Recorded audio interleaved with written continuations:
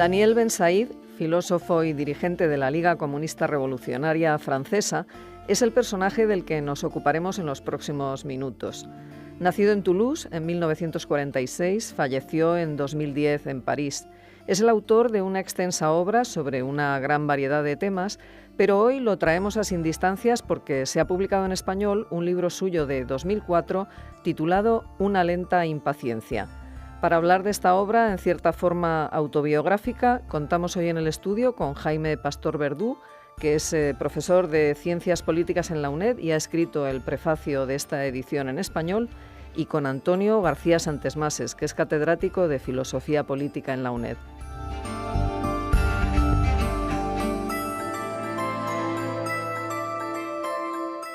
Buenos días, tenemos con nosotros al profesor Jaime Pastor, profesor honorífico de esta universidad, la Facultad de Ciencias Políticas, colega que ha estado con nosotros muchos años en estos programas de radio, y como no podía faltar, pues nada menos que ha aparecido un libro importante de Daniel Ben Said, que es una especie de memoria, autobiografía, autorrelato, vidas intempestivas, una lenta impaciencia, publicado también por la editorial de Viento Sur, donde tiene un prólogo del profesor Jaime Pastor. Yo no sé si tiene algo de nosotros, que tuvimos aquí a Miguel Romero haciendo un programa sobre Daniel Ben Said, tuvimos también a Miguel Romero haciendo un programa sobre Enrique Ruano, y después a su muerte hicimos un programa sobre lo que había sido su vida, su aportación.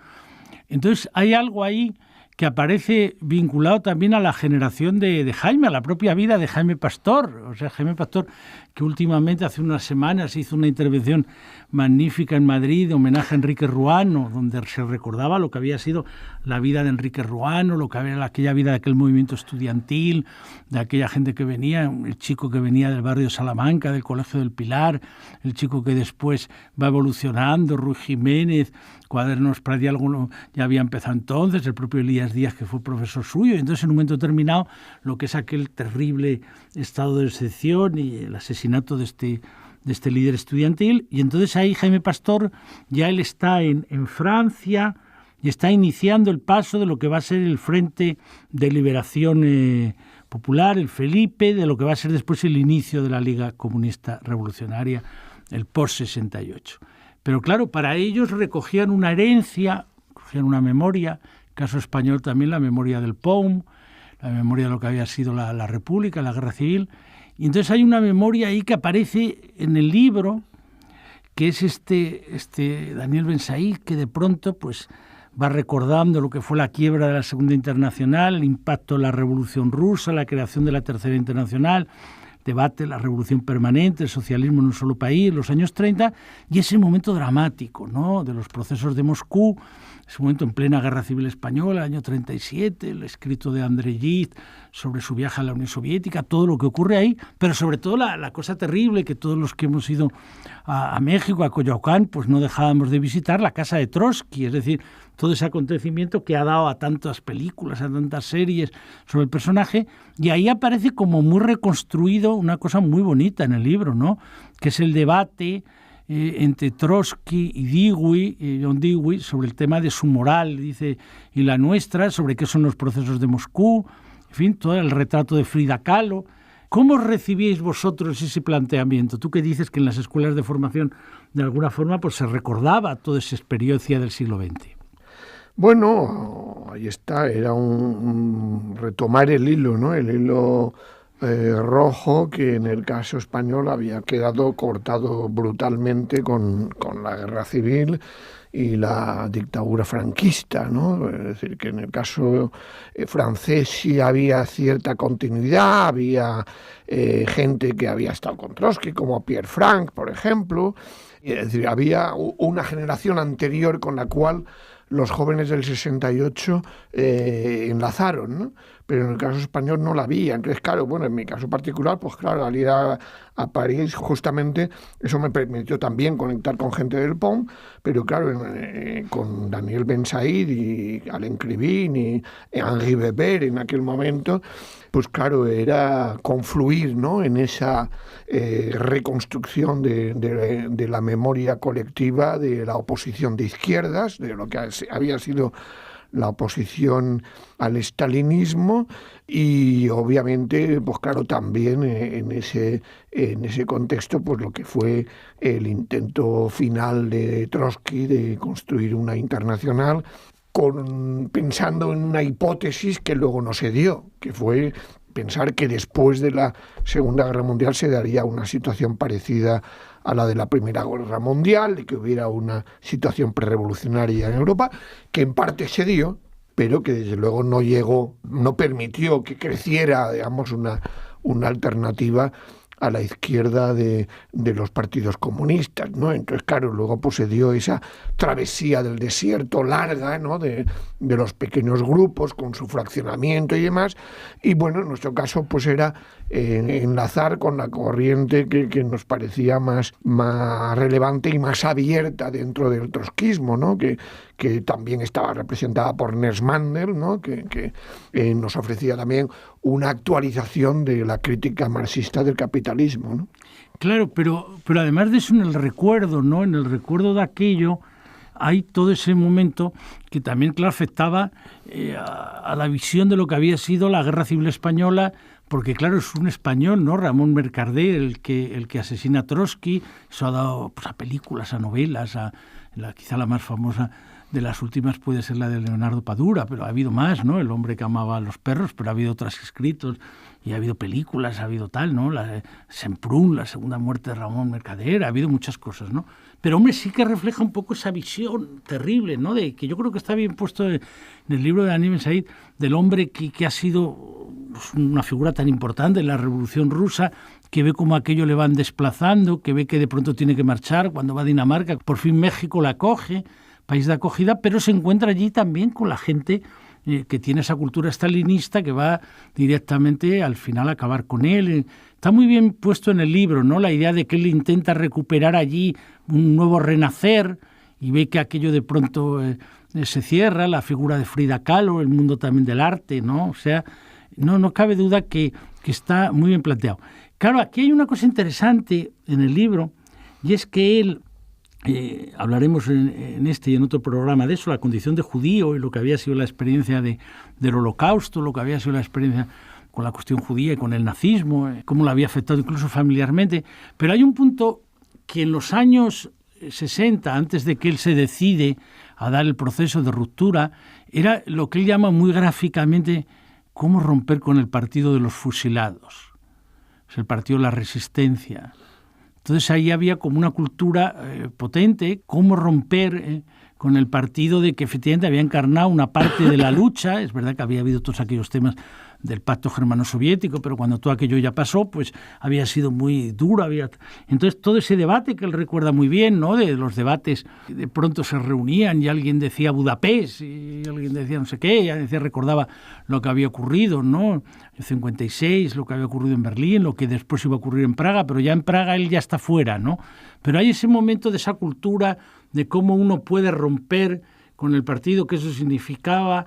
Entonces, ¿cómo viviste tú esto al llegar allí, ¿no? Y al conocerle a él, aunque ellos ya habían superado esa etapa, porque está muy bien conectado en el libro el recuerdo del partido de los fusilados, recuerdo de la cuestión judía, cómo la vivía en su carne, y el tema de la descolonización, el tema de Argelia, ¿no?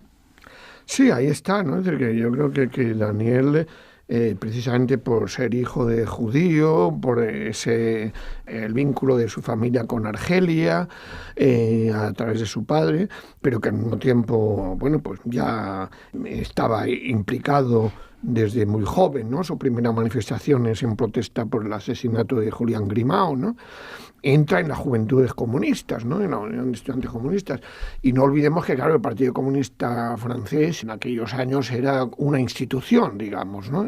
Y también las grandes cabezas intelectuales como Jean-Paul Sartre, pues era su referencia, el Partido Comunista, ¿no? Era el partido de la clase obrera, ¿no? Entonces, claro, para él pues fue una experiencia tensa, conflictiva, pero al mismo tiempo, claro, también había visto el papel que había jugado el Partido Comunista francés respecto en la guerra de Argelia, que no fue una posición, digamos, a favor de la independencia. Entonces, claro, pues yo creo que fue muy rápido, ¿no? Es decir, esos años 65, 68, en los que, junto con esa capa juvenil de la Unión de Estudiantes Comunistas, va orientándose hacia esa recuperación de la memoria de la oposición de izquierdas, ¿no? A diferencia de esa otra corriente que había también, que eran lo que se llamaban los italianos, ¿no?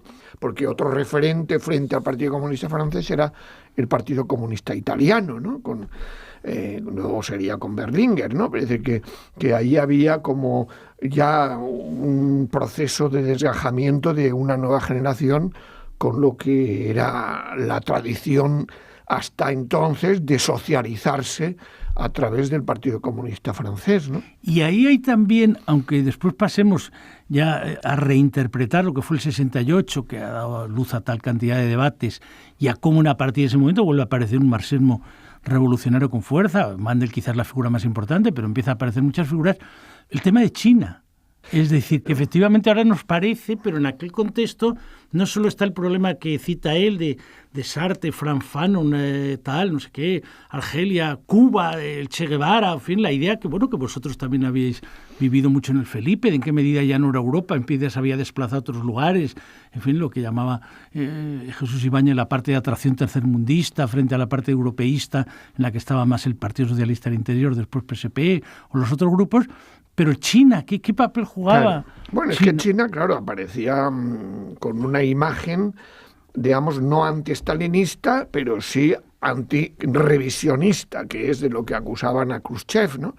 Y claro, no olvidemos que en aquellos años 60 pues había también esas tensiones dentro de la burocracia del Partido Comunista chino, ¿no? Entonces, claro, para una parte de la juventud europea, y en Francia también, aunque la mayoría de ellos ya no estaban, en fin, estaban en la órbita también del Partido Comunista, pero ya en ruptura clara, para ellos la revolución cultural, ¿no?, fue el referente.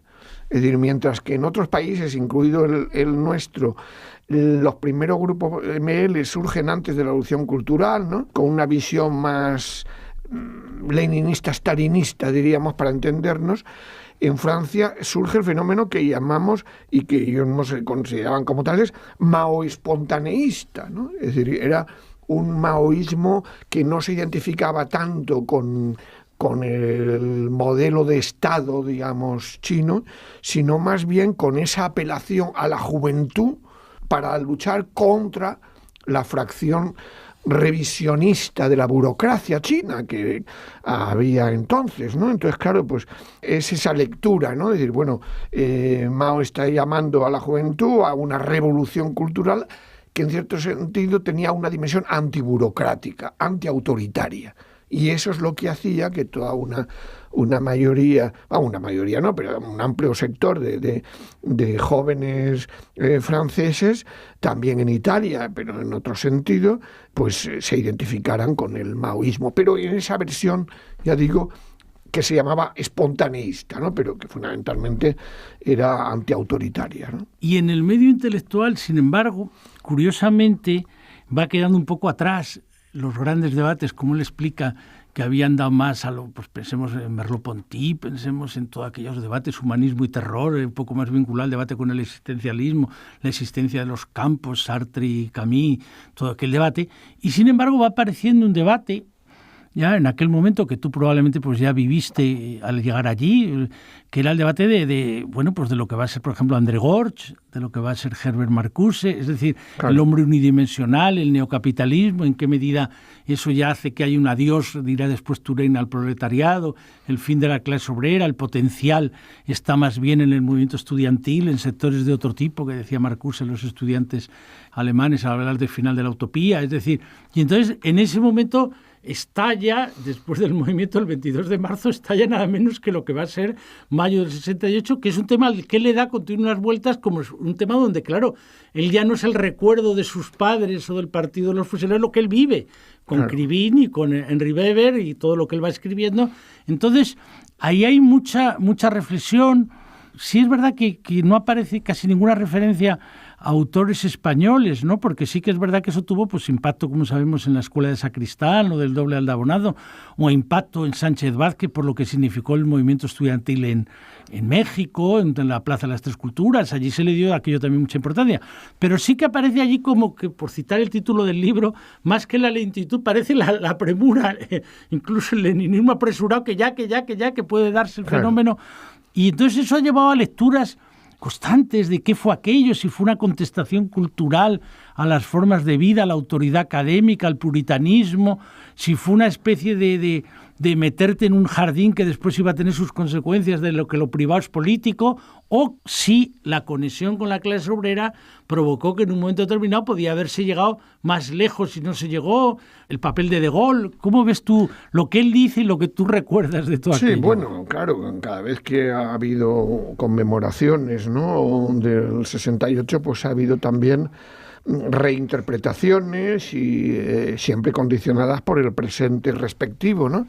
Pero bueno, yo creo que en ese sentido, pues Daniel Ben Said, pues lo que hacía era reivindicar siempre el 68 como acontecimiento, ¿no? Como acontecimiento que en el caso francés pues llegó más lejos que en otras partes, precisamente porque conectó con la clase trabajadora, ¿no? Es decir, con una huelga general que puso en riesgo el régimen, ¿no?, que generó un vacío de poder, es decir, no hubo un doble poder, diríamos, ¿no?, pero sí hubo ese tiempo, ¿no?, esos días de parálisis del poder, ¿no?, con De Gaulle yéndose a consultar a los militares a Baden-Baden. Entonces, bueno, pues lo que yo creo que siempre se ha reivindicado, vamos, yo no lo viví porque llegué después, ¿no?, era que, bueno, que en aquel momento la lectura que hizo él, como muchos, era que era febrero del 17, luego pasó más bien a hacerlo más similar a 1905, para marcar más distancia, diríamos, temporal, ¿no? Y por lo tanto, pues esto de que la historia nos muerde la nuca, ¿no? Era eso de, bueno, pues había que preparar el octubre, ¿no? Entonces, claro, ahí sí que hubo una etapa de lucha por construir un partido, ¿no?, un partido revolucionario, porque la lectura que había hecho mismo Mandel, que bueno, pues lo que había faltado era el partido revolucionario, ¿no? Entonces, bueno, luego después pues se va haciendo la interpretación más compleja, pero en todo caso sí, yo creo que se mantiene por parte suya y otro la tesis de que se podía haber ido mucho más lejos de lo que fueron los acuerdos de Grenelle, ¿no? Es decir, que realmente se podía, si el Partido Comunista hubiera apoyado seguir adelante, porque no olvidemos que el llamamiento al cese de la huelga general chocó con una fuerte resistencia de la clase trabajadora en grandes fábricas, ¿no?, incluida Renault-Billancourt, que era un poco la fábrica emblemática de la clase trabajadora francesa, ¿no? Entonces, bueno, era esa tesis la que se podría seguir manteniendo en esas relecturas, ¿no? La figura de pronto emerge, una figura importantísima que es la de Mandel, porque hasta ese momento él, como dice el propio Ben Said, bueno, pues un hombre que había conocido como economista, incluso tiene gracia, porque esta digamos, brillantez de ingenio francés, ¿no? Es decir, le situaban como economista, como si fuera una especie de ciencias muy acotadas, donde no había la idea, como el otro sociólogo de las clases, o sea, pero no, él ahí dice que, claro, efectivamente era heredero de lo que había sido la Cuarta Internacional, y él ve ahí como un momento donde efectivamente, yo no sé si fue de otra manera, pero es donde emerge, digamos, la idea de que puede volver a tener una oportunidad lo que había sido el sueño de la Cuarta Internacional que había dejado Trotsky, la idea de que pueda haber un marxismo revolucionario que no vaya por la posición china, que no sea, y que pueda tener ese tipo de potencialidad, ¿no? Entonces, ¿cómo era la personalidad de Mandel? Bueno, la personalidad de Mandel es más o menos, sí, como la describe Daniel, ¿no?, que era un gran economista, un gran conocedor de Marx, ¿no?, y al mismo tiempo, claro, era un dirigente político, ¿no? Era un dirigente político y por lo tanto, claro, en el 68 ve la gran oportunidad, ¿no?, de construir la Cuarta Internacional rápidamente en todas partes, ¿no?, construir secciones, es decir, que le entra también la impaciencia, diríamos, ¿no? Porque además él sí tenía ese carácter que señala Daniel de un mayor optimismo, ¿no? Es decir, que luego se frenaba en sus análisis. Optimismo de la voluntad, dice. Claro, o sea, tenía un optimismo enorme, ¿no? Y eso, claro, pues llevó a que conectó con esa juventud, que no ocurrió con otros dirigentes más veteranos, ¿no? Mismo Pierre Frank, pues que había sido secretario de Trotsky y que estaba en Francia, pues evidentemente se adaptó, digamos, a su nueva generación, pero no tenía esa visión tan optimista, ¿no? Entonces, claro, pues eso llevó también, bueno, yo recuerdo incluso, ¿no? Pues que, claro, en nuestro caso, él decía que lo importante era construir una sección rápidamente, ¿no? Es decir, que algunos pensábamos que, bueno, pues que se podía haber buscado confluencia con otros grupos, porque teníamos, por ejemplo, en París, pues estaba gente de Acción Comunista, que era un grupo cuantitativamente muy poco relevante, pero con cabezas y con gente como el hermano de Jorge Semprún, Carlos Semprún, ¿no? Es decir, que había ahí un capital intelectual interesante, ¿no? Pero entonces, bueno, ya en la misma Liga Francesa, claro, inmediatamente se plantea el debate de que tiene que ser sección de la cuarta, ¿no? Y eso le lleva a la pérdida de gente que, bueno, que afortunadamente a lo largo de los años se ha reencontrado, ¿no? Con Daniel se reencontró, como Isaac Jossiat, Sami Jossiat, que son gente hoy relevante también en el mundo político e intelectual francés. En un libro como este, tan rico, tan lleno de vivencias y de tal, ahí aparece claro, además de lo que es el tema del movimiento del 68, del post-68, la figura de Mandel, de pronto aparece América Latina. Porque, claro, no digo yo que no estuviera antes, porque él recuerda antes las cosas de Fidel, las cosas del Che, la forma como había, cómo ellos lo vivían, ¿no? Es decir, aunque les llegaba, eso tiene mucha gracia como lo explica aquí, que estamos en un programa de filosofía, de gracia, ¿no? Como explica que les llegaban aquellos ladrillos, la revolución teórica de Marx, para él el Capital, que los veían tan rigurosos, tan conceptuales, pero ellos decían, bueno, pero esta diferencia, lo frío, lo cálido, pero claro, ellos veían a la vez cálido lo de socialismo del Che, las imágenes, el revolucionario que había abandonado aquello, que había muerto en Bolivia y tal, ¿no? Entonces, había sido asesinado en Bolivia. Entonces, claro, ahí aparece un acontecimiento importante que a mí me ha llamado mucho la atención porque no se cuenta tanto, pero que es la vivencia de él de Argentina. Sí. De Argentina, porque es verdad que hay otros que, digamos, como imagen, pues más bien te viene el 73, la Unidad Popular, Chile, del 70 al 73, el MIR, o ya lo que él va a explicar después, Portugal, la Revolución de los Claveles, o ya la caída de la dictadura de Franco, bueno, más que caída al final de la dictadura con la muerte del dictador. Pero hay un momento él allí que se mete en ese tema, ¿no?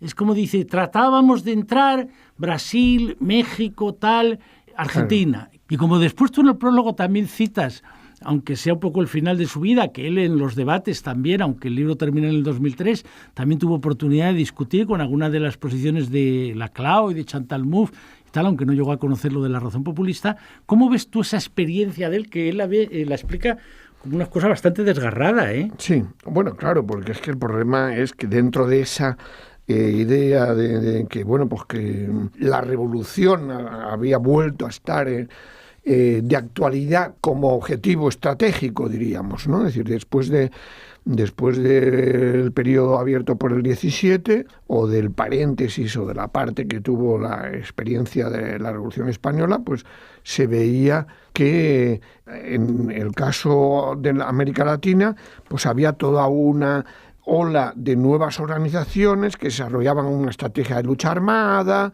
Entonces, claro, ahí se involucró a posteriori, se reconoció que demasiado, diríamos, la dirección de la cuarta, y ahí, claro, iba Daniel Ben Saïd como un poco el que buscaba la conexión. Y claro, en Argentina fue donde hubo mayor capacidad de practicar esa lucha armada por parte del PRT, de Mario Santucho, el Partido Revolucionario de los Trabajadores, con el Ejército Revolucionario del Pueblo, ¿no? El ERP.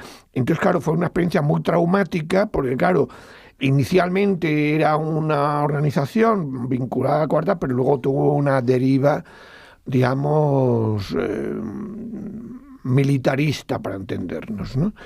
Y claro, pues eso fue un choque, ¿no? Es decir, había cierta, claro, con el coste en vidas humanas que también supuso para muchos luchadores por la brutal represión también que se dio allí, ¿no? Entonces, claro, eso sí que llevó a cierta autocrítica años más tarde, ¿no? Es decir, que además llevó también a debates internos, ¿no? Es decir, que eso le afectó mucho, porque claro, era valorar que, bueno, que lo que defiendes tiene sus efectos prácticos, ¿no? Es decir, la responsabilidad, ahí estaríamos con Max Weber, ¿no? Es decir, la ética de la responsabilidad, hasta qué punto se había controlado, ¿no? Se había asumido en una defensa general de la legitimidad de la lucha armada, ¿no? Es que es un tema que aparece mucho en el libro, el tema de la violencia. De alguna forma no puede ser menos, porque claro, en el recuerdo de aquel mundo pacifista que pensaba que el siglo XX sería, como diría Bernstein, un siglo lleno, pacífico, sin tormentas ni trompetas, y que sería socialismo el heredero del liberalismo y que avanzaríamos por un partido de reformas, a de pronto el estallido de la Primera Guerra Mundial y después una generación que 20 años después vuelve a ir a las trincheras y el conflicto, y claro, lo que ha llamado Hobsbawm el siglo de los extremos, no cabe duda, claro, está en el grado de violencia que dices, caray, ¿dónde ha llegado todo este tipo de acontecimiento? Bueno, pues vamos a dejarlo aquí. Agradecemos a Jaime Pastor que nos haya acompañado, pero tenemos que seguir porque sobre todo aquí queda muchísimos cabos sueltos, pero uno por lo menos, que es el tema de lo nacional y el tema de lo internacional, porque esto mismo del peronismo refleja a la vez el que tener que meterte en un medio donde la propia figura era una figura muy vinculada a la idea de la nación argentina frente a lo que no era la nación argentina. Entonces, ¿en qué medida eso puede funcionar algo que vaya más allá de lo nacional? No digo solo lo del Estado nacional, sino de los nacionalismos. Es algo que veremos después recordando la figura de Mandel y lo que ocurre cuando cae el muro de Berlín. Pero por el momento simplemente agradecer su presencia a Jaime Pastor e invitar a la lectura de este libro, Una lenta impaciencia. ¿Es la colección? ¿Es Vidas intempestivas? La colección. Vidas intempestivas, publicado también por Viento Sur y Silone. Muchas gracias. Muy bien, gracias.